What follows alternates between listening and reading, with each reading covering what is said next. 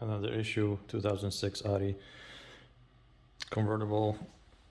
Another issue that the common issue that they have is radio reception and navigation.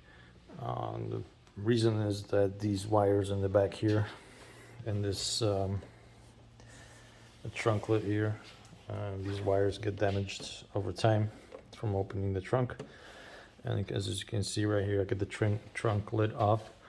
There's 2 bolts and then one cover for the latch, and then you have to take the panel off. And then right here, you got a lot of times you have a problem here from twisting the wires. They get when they get damaged, you can feel it when you run your fingers over. It's like a bulge over there.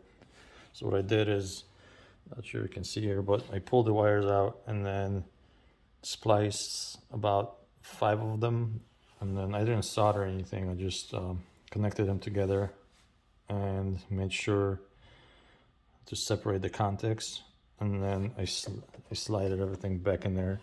Now it's working. So because initially I thought that this might be an issue or some of the boosters or antenna itself, but no, it was just the wiring, and it's a common issue.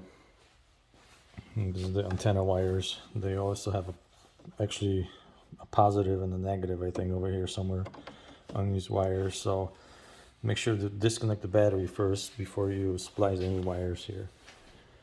So and this is how it looks like from underneath. I'm pretty sure the only the convertibles have everything here on the trunk lid. So, and now reception is back except for the AM radio, which I don't need, but everything's back to normal. So just this part, these wires inside. So you can pull them out a little bit. They have more slack here. The other side doesn't seem to have a lot of slack. So, but yeah, but you lose a reception and you don't have any radio reception basically. No channels will come in.